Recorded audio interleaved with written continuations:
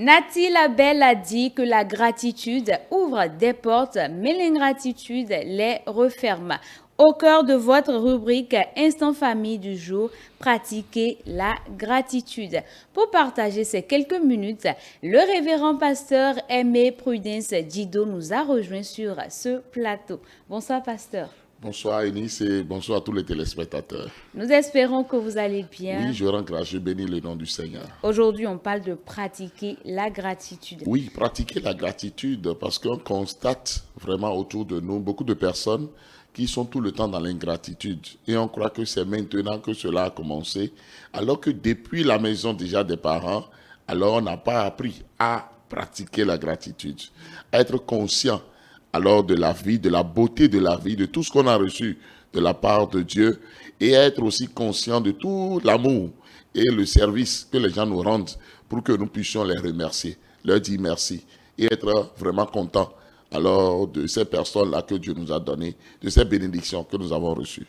Que peut-on donc comprendre par la gratitude? La gratitude, c'est le fait d'être vraiment reconnaissant, de dire merci et pour tout service qu'on nous a rendu, pour l'amour qu'on nous a témoigné et pour tout ce que Dieu nous a donné à nous-mêmes.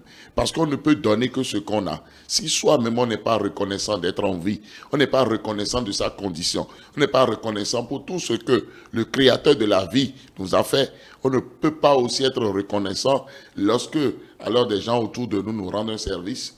Lorsque les gens autour de nous nous témoignent de l'amour, lorsque les gens autour de nous nous donnent quelque chose, alors nous n'arrivons pas à leur dire merci. On croit que non, que c'est un droit et par conséquent, on n'a pas besoin de dire merci. On n'a pas besoin de donner un sourire. On n'a pas besoin de donner des accolades. On n'a pas besoin alors de faire des appels après pour dire toujours merci pour hier, pour tout l'accompagnement. Alors, on vit comme cela dans l'ingratitude, alors que l'ingratitude est un péché. L'ingratitude énerve tous les humains sur la terre des hommes et énerve même Dieu. Doit-on apprendre la gratitude en famille? Oui, on doit vraiment apprendre la gratitude en famille. Les parents eux-mêmes déjà doivent constituer un modèle, un exemple en matière de gratitude. Devant les enfants, le père de famille doit apprendre à dire merci à sa dulcinée, à sa reine.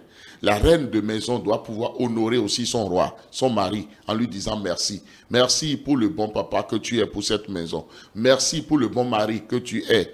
Merci pour tout ce que tu nous donnes. Merci pour les 5 besoins fondamentaux auxquels tu pourvois en tant que chef de cette famille. Et là, lorsque les enfants voient cela, alors les enfants sont édifiés.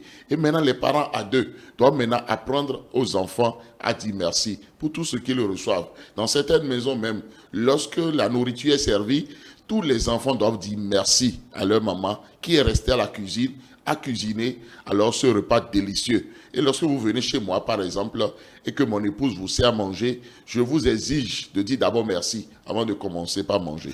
Parce que aller à la cuisine, c'est difficile. Et sortir un repas délicieux, vraiment, ce n'est pas facile. On doit dire merci à nos mamans pour tout ce qu'elles font.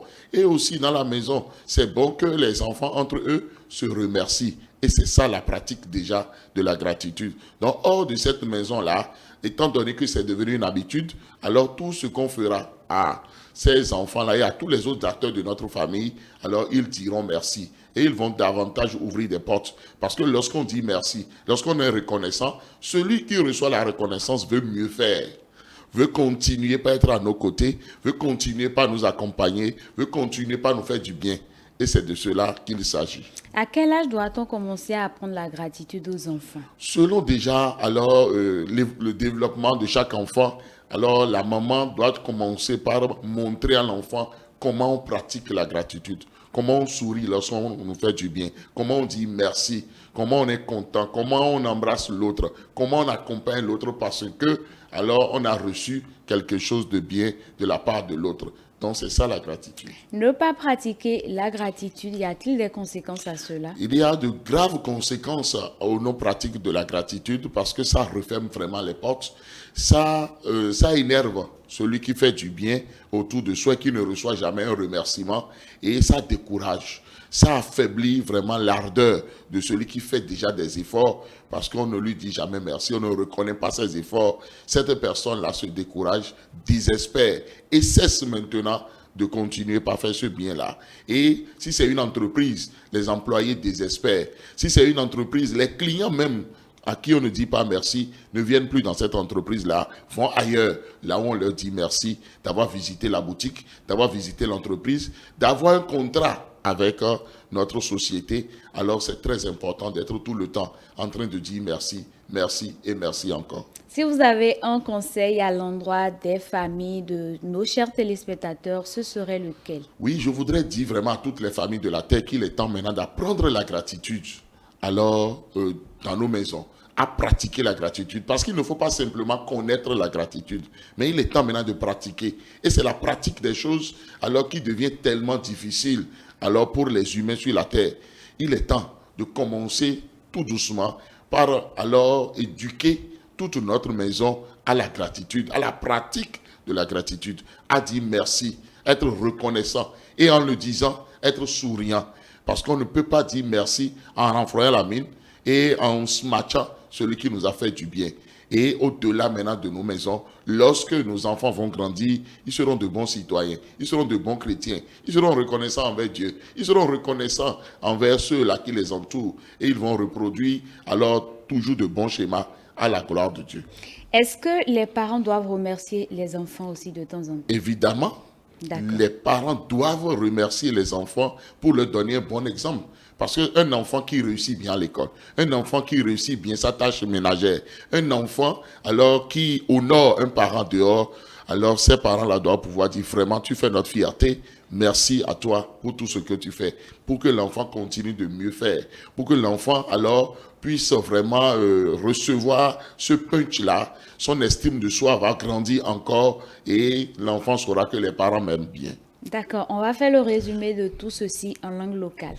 Egbe mi ro khodo we do de ye do na to pe gbon pe di do nda khode we yin lobo mi na tun do pe di do tin lobo yon kere a amo wen do mi ton le mi do na pon de ino zi pe di do na mo zi do wa lo me gbon meji to le di su do na yin pon de o dagbe nu pe di do o to do na do pe nu asiton asire su do na do pe nu asuton nu nu e wa we di obi asu dagbe de yin o to dagbe de yin nu vile o Hudo de do wendo wule bero biblo ele e do na do peton bero pe ni do e do vile sinu kon e na kplo nu dagbe de vile mo je we do na le kplo vile de subo e na kplo de no do pegbon do e de le tention we nu e o kplo sin we meton gbe olo we nu e o kplo sin o meji tole sin we gbe olo ye ton je ko ji o e na kplo pe do e me ko no do pe hon e no huni do ntel to e pe ma do ni la do ta won do mi do na tunu e ma wa nu mi yon lo bo na tunu e gbe tole de suru wa nu mi yo me na nde we ya me de zi wan yin ton bo so kale we ya